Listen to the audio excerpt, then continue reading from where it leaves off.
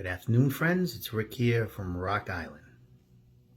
Nice, very sunny winter day, very pleasant, nearly 40 degrees out and very sunny. Getting ready to go out with the wife shortly, but before I do that, and while she gets ready, talk to you a little today about something that I think is very important to talk about.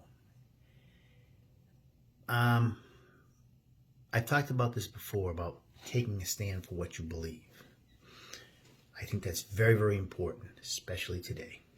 But there's a line to cross. Now, I know in the Bible it says to be for me or against me. You're either one of the two. Being lukewarm, which means spinning in the middle, which a lot of people want to do today and take a stand or nothing. I'll vomit out of my mouth. Meaning, of course, that you need to stand for something. Okay? If not,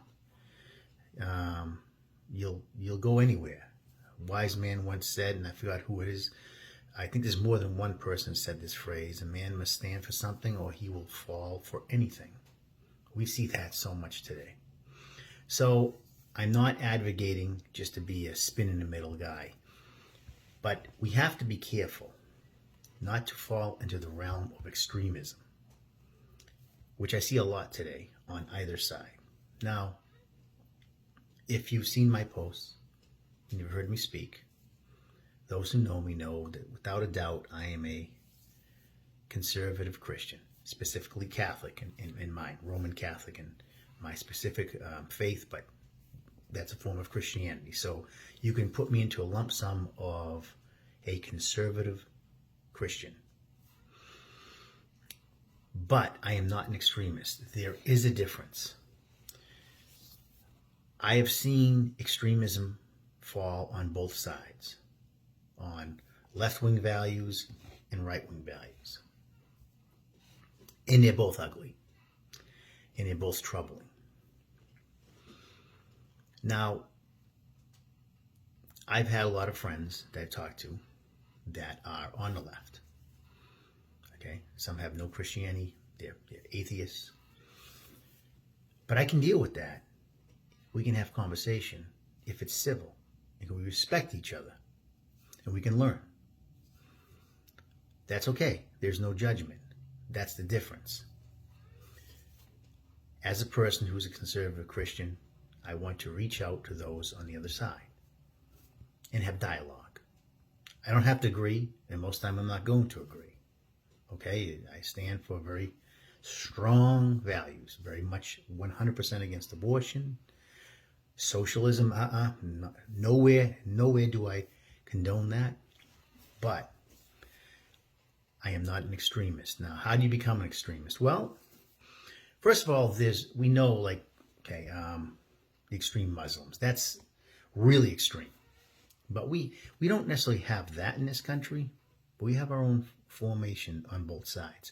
See, most people that I've noticed that seem to be extreme in this country that I've talked to, they don't necessarily start out that way.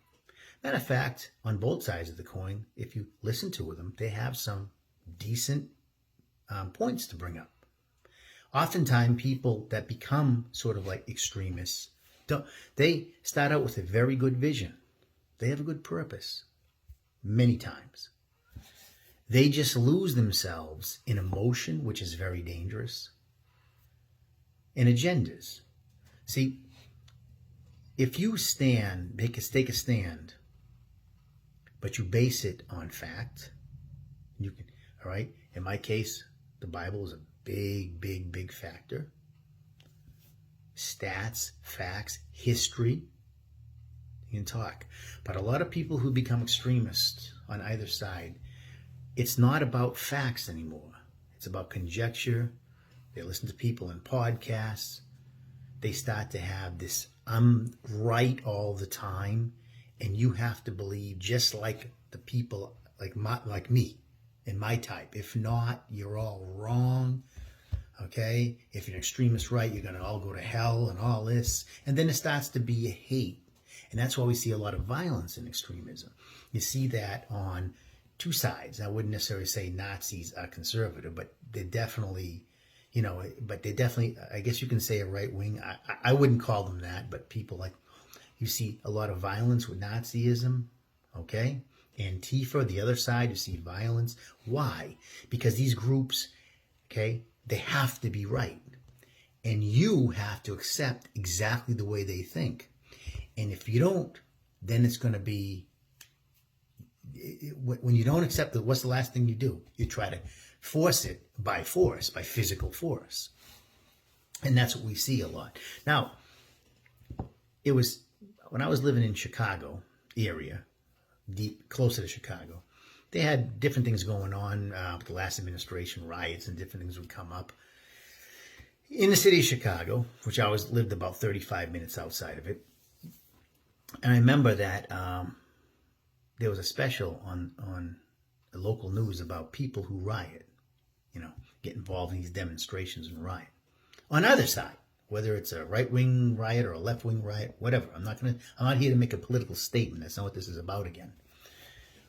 A lot of people who riot don't even know what they're really rioting it about. See, a lot of people who fall into extremism, they do so because it makes them feel, a lot of these people never felt important. So this gives them a reason to be with a bunch of people and to feel superior for a short period of time. They feel wanted. So a lot of people who do these demonstrations and riots, they do so because for that period of time, that couple hours or whatever they're doing, they're part of a force in their mind, a majority of people at that, wherever they are, that are going to, they work together. Even if it's out of control and sometimes violent, they feel important. A lot of these people were interviewed as it was going or afterwards as to why, and they couldn't tell you exactly what was the cause. They had an overall thought because they don't care. It's a way to be part of something. A lot of these people were never part of anything. They felt they came from different areas where they didn't feel maybe poverty or they didn't feel important. This makes them feel important. And that's sad. And that's what extremists will recruit. You see the people, the Muslims and people overseas, they recruit from people who are downtrodden. Well, the same mentality here. These people don't have much self-esteem. So to be part of these extreme groups and have extreme ideas makes them feel like now they're better than you. They know more. You hear it all the time. Some of these strange agendas. These people who go off and we never went to the moon and 911 was all faked and this and that and the world is flat and stuff. And there's no scientific evidence at all about the world being flat, by the way. But it doesn't matter. It makes them feel important. It makes them feel better. It gives them a superior complex where they always had an inferior complex.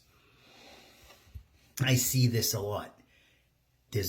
Just because you take a stand, a strong stand is what you should do, doesn't mean you can't have dialogue with those who are different from you.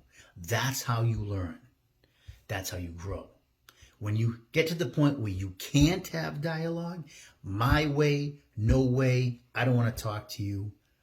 You better listen the way I am, or else you're just a terrible person.